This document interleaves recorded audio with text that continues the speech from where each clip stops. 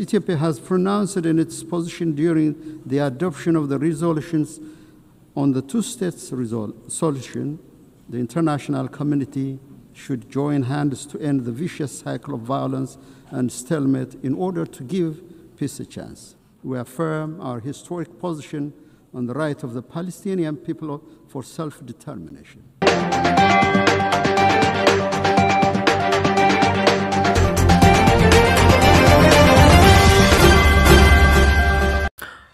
Oduu teenyaa jalqabaatiin Itoophiyaan guutummaatti biyyi Falastiin Israa'el cinaatti akka dhaabbattu kan deeggartu ta'uu ibsite. Haaluma kanaan yaa'ii dhaabbata mootummoota gamtoomanii irratti pirezidaantiin Itoophiyaa Taayye Asqasillaasee argamuun haasa'u taasisaniin Hamaasii fi Israa'el hatattamaa marii akka eegalanis gaafatan. Waraana Gaazaatti gaggeeffamaa jiru irratti Itoophiyaa yeroo duraatiif ejjannoo ifa ta'e ibsiteetti. Bal'inaan dhageessu. Oduu biraatiin miidiyaalee fi lammiileen Egypt pirezidaantii Ameerikaa Doonaald Tiraamp irratti duula hamaa banan. Haaluma kanaan halkan lama dura Tiraamp lola Itoophiyaa fi Egypt dhaabuu akka danda'an ibsinaan milkaa'ina sobaa jechuun duulli hamaan pirezidaantii kanarratti Egypt irraa banameera. Dubbii Itoophiyaa fi Egypt ilaalchisee aarii warri Egypt pirezidaantii kanatti aaran bal'inaan dhageessu. Oduu biraatiin lammiin Itoophiyaa waggoota 5 oliif Arabootaan ukkaanfamte dhiibbaa qoonsilaan Itoophiyaa godheen gadhiifamuun ibsame. Gama biraatiin maallaqa dhoorkatanis Araboonni akka kennaniif himame. Lammiin Itoophiyaa waggoota 5 ukkaanfamte tun eenyu? Gabaasa guutuu qabna. Oduu itti aanu raayyaan ittisa biyyaa cimaan faayidaa biyyaalessa Itoophiyaa eegsisuudhaa fi dirqama kamiyyuu ga'umsa olaanaadhaan bahachuu danda'u gurmaa'ee jiraachuu qondaaltonni jeneraalaa raayyaa ittisa biyyaa beeksisan. Haa ta'u malee dhimmicha ilaalchisuun namni siyaasaa obbo Jawaar Mohammad of hin sobinaa jechuun dhaamsa dabarseef qaba. Gabaasa bal'aa qabna. Oduu teenyaa xumuraatiin pirezidaantiin Ameerikaa marii pirezidaantii Soomaaliyaa waliin taasisaniin pirezidaantiin Soomaaliyaa Hassan Sheikh Mohamud Ilhaan Umar fudhatanii gara biyyaatti akka galchan gaafatan. Ta'us ammoo Hassan Sheikh Mohamud Ilhaan fudhachuu dideeraa jedhan Doonaald Tiraamp. Akkam jirtu daawwattootaaf hordoftoota Anolee Global Media oduu odeeffannoo keenya guyyaa irraa tokko jennee jalqabneeti jirra. Odeeffannoo keenya ijoo isaa amma dhageessan guutuu isaa isin biraan geenya. Haga xumuraa sagantaa keenyaatti dhaggeeffachuu yaada qabdan gara koomentiitiin nuuf barreessaa. Viidiyoon keenya namoota hedduu biraa akka dhaqqabuuf immoo like, share, subscribe godhuun dagatinaa isiniin jenna. Kallattumaan gara gabaasa bal'aattiin isin qajeelcha.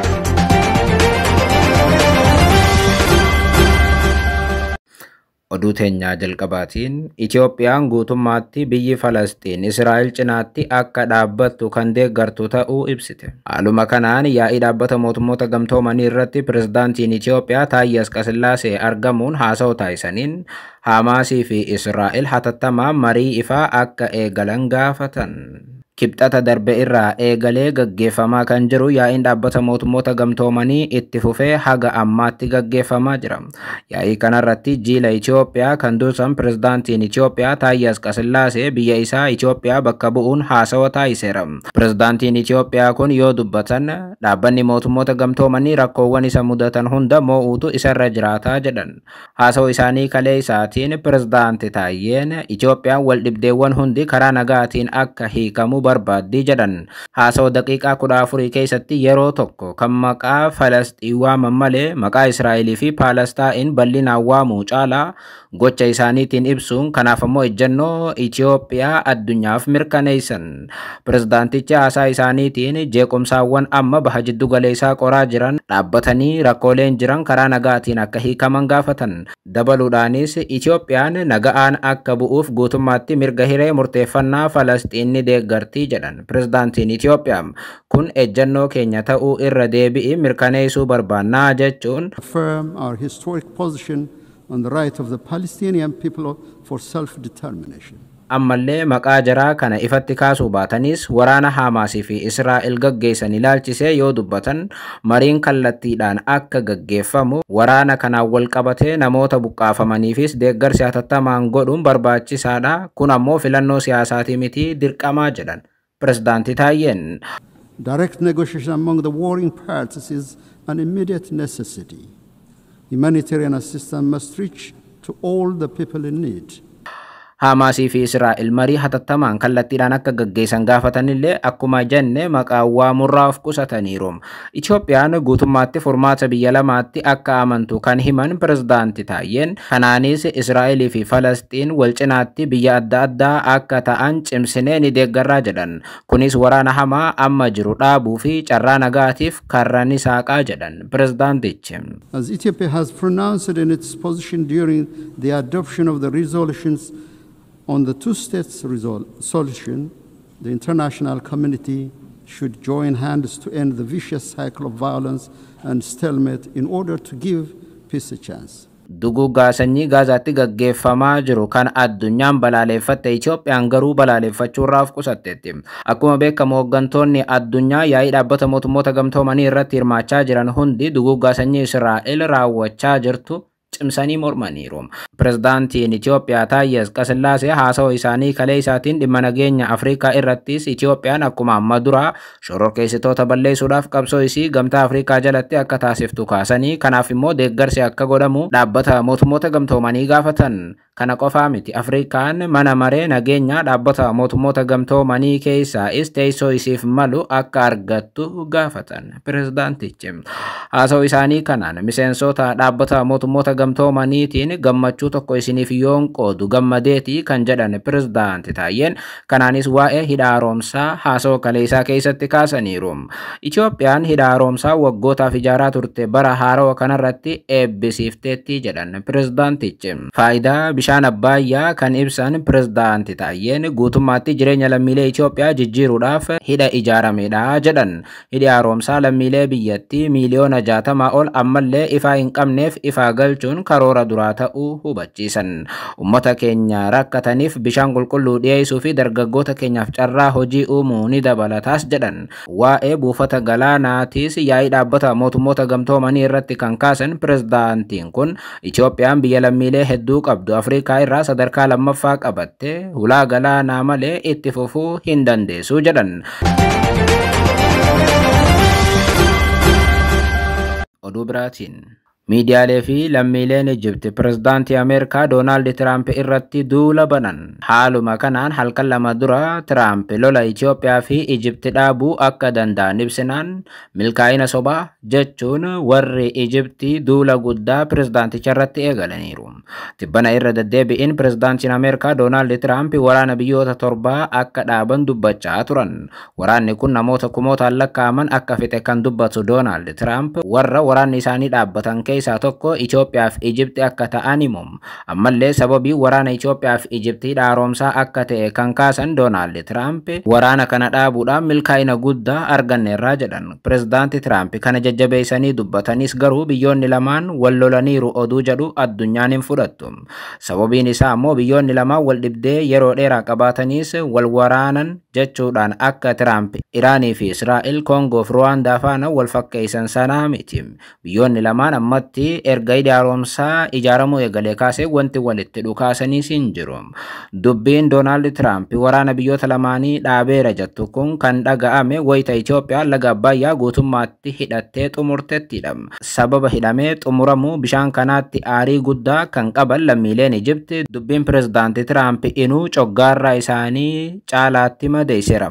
Haaluma kanaan waraana biyyoota lamaan jidduu jiru dhaabeera jechuun pirezidaantiin Ameerikaa kun yaa'ii dhaabbata mootummoota gamtoomanii gubbaatti tibbana dubbannaan lammiileen Ijipti duula guddaa irratti eegalaniiru.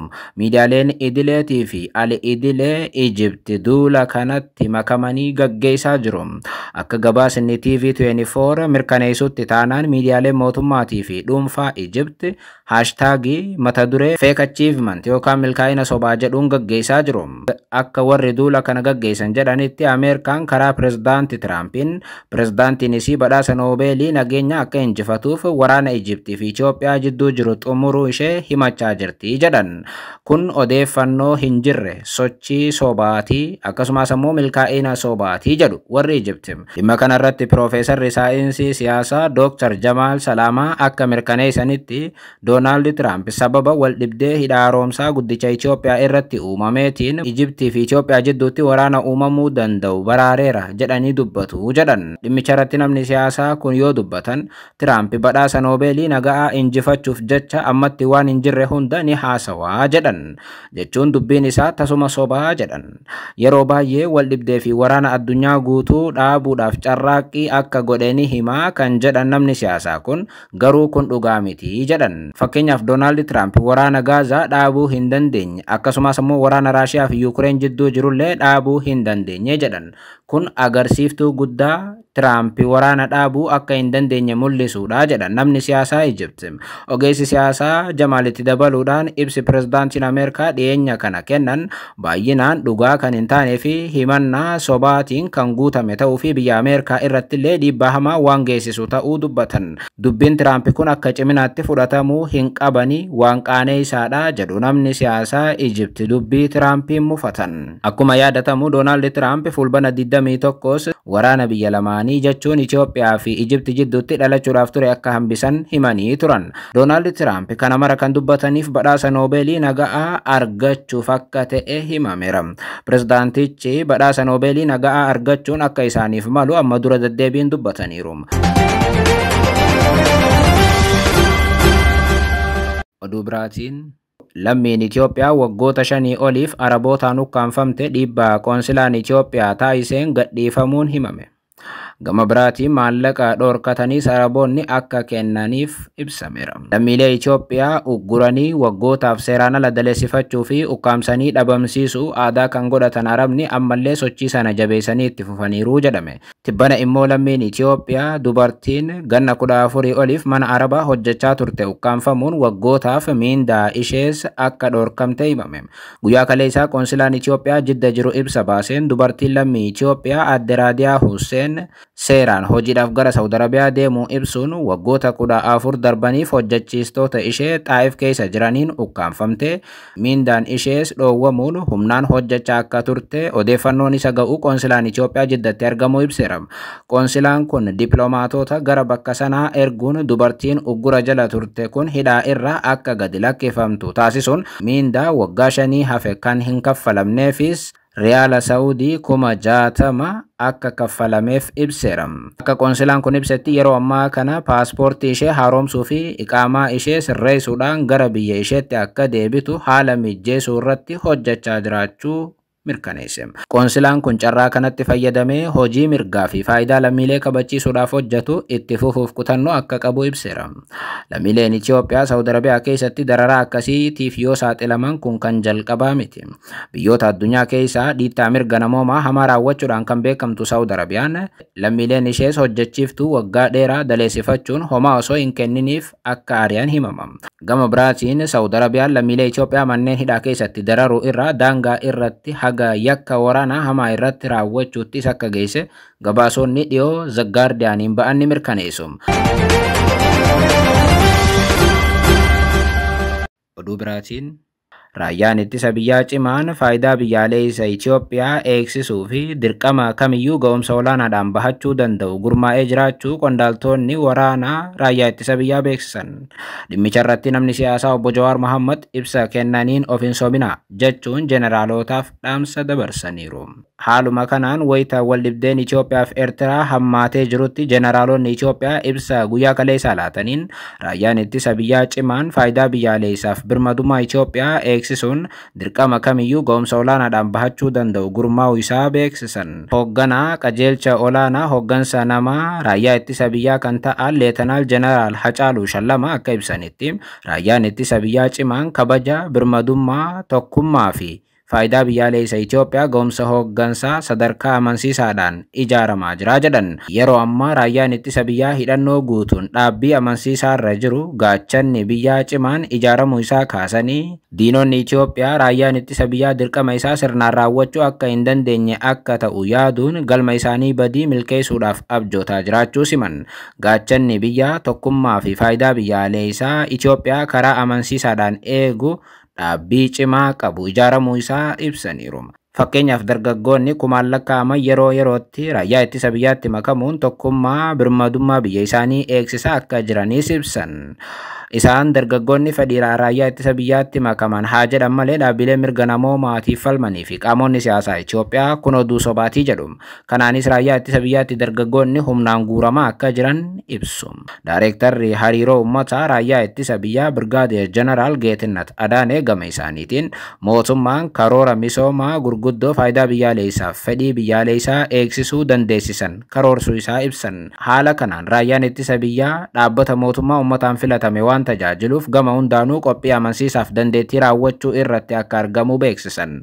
Raayyaan ittisa biyyaa humnoota faayidaa fi fedhii Itoophiyaa faallaa dhaabbatan harka isaanii akka walitti qabatan gochuun dirqama kennameef ga'umsaan bahachaa jiras jedhan. Hoogganaan qajeelcha olaanaa hooggansa qabeenya namaa raayyaa ittisa biyyaa Leetanaal Jeneraal Hacaaluu Shallamaa muudama fulbana 2018 qondaaltota waraanaatiif kenname ilaalchisuun akka ibsanitti muudamni kenname milkaa'ina kanaan dura galmaa'eef qofa utuu hin taane dirqamniif ergamni dabalataa jiraachuu yaada keessa galchuun akka ta'e ibsan. Jeneraalonni raayyaa ittisa biyyaa kun dhaadannaa kana mara dhageessisaa kan jiran wayita waraanni Eertiraa fi Itoophiyaa dhohuu bira gaheera jedhamuun sodaatamaa jiruttidha. Gama biraatiin osoo isaan waraana Eertiraatiif dhaadatanii humnoonni Amaaraa faannoon tibbana raayyaa ittisa biyyaa hedduu boojitee agarsiisuu irratti argamti. Kunis waraanni biyyattii sadarkaa hamaadhaan dadhabeera jedhu warri siyaasaa. Fakkeenyaaf dhimma kana irratti yaada gabaabaa kan laatan namni siyaasaa obbo Jawaar Mohammad yaa jeneraalota ofiis uummataa sobuu dhiisaatii raayyaan guyyaadhaan harca'aa jiru kun guutummaatti osoo isin harkatti hin harca'in yookaan hin diigamin mala dhaadhaa jechuun gorsan.